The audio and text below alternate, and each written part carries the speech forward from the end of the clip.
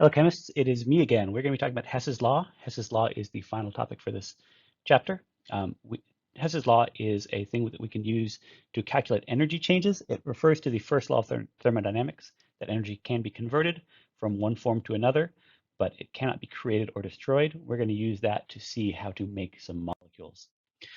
So it's defined in your book as the energy change in converting reactants A and B, products X and Y is the same, regardless of the route by which the chemical change occurs, provided initial and final conditions are the same.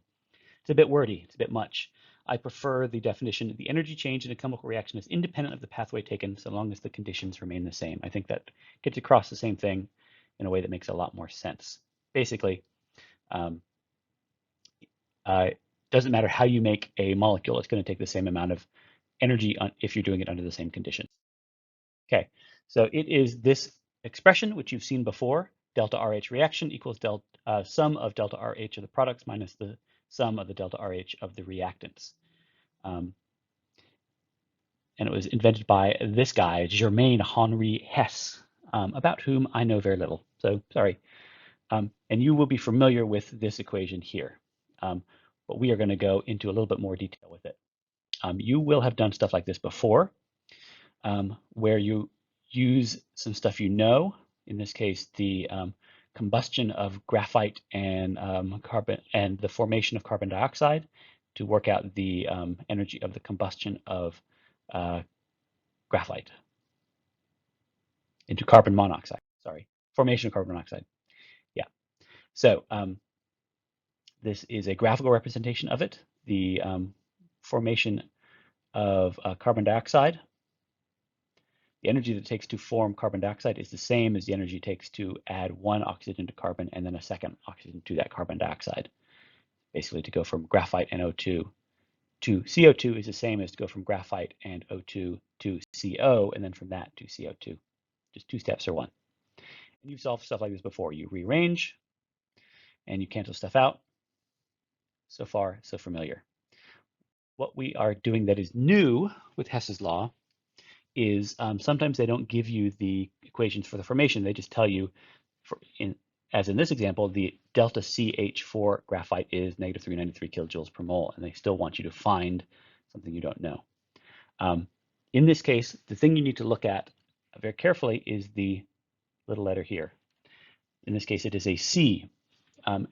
This means the combustion, the delta combustion H, the enthalpy of combustion for graphite is negative 393. We know how to write a combustion formula.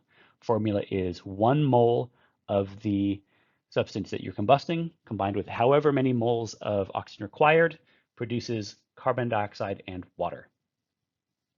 So we know how to write that equation. The way I would approach this this reaction is or this problem, I would go ahead and write the equations for the combustion of graphite and C2H2 and H2. We know we're trying to get to the formation of C2H2, and let's see if by writing out those formulas, we get somewhere a little bit more useful. So once we do that, we get something that looks like this. We've got the for the combustion of graphite to give us CO2, the combustion of H2 to give us H2O. We don't produce any H2O in combusting graphite because there's no hydrogen to begin with. We don't produce any carbon dioxide when combusting hydrogen because there's no carbon present. So we just get CO2 and H2O as our products. And then the combustion of C2H2 produces some H2O. 1 mole of C2H2 plus 2.5 moles of O2 reacts to produce 2 moles of CO2 and 2 moles of H2O.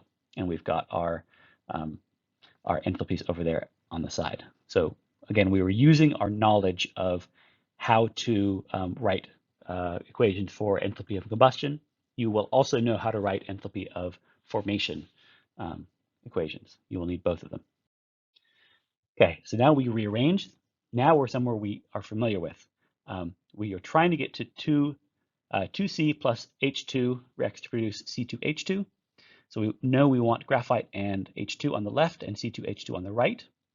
If we were to go back, we would see that we've already got H2 and C on the left, but we also have C2H2 on the left. So we just need to flip that equation and that is what you see here. We have flipped that combustion of C2H2, and when we flip that, we also have to flip the sign. And now we can see that if we start canceling stuff out, we've got 1/2 O2 over here on this side, but we've got 2.5 over here, so we need to multiply this whole thing by 2. So 2 graphite plus 2 O2 reacts to produce 2 CO2, and we multiply this number by 2 as well. So in this case, this number is doubled. The sign on this one is flipped. You use your delta H equation from the other slide, add the stuff together, and we get that delta RH is 227 kilojoules per mole. We will be doing a practice one of this in class.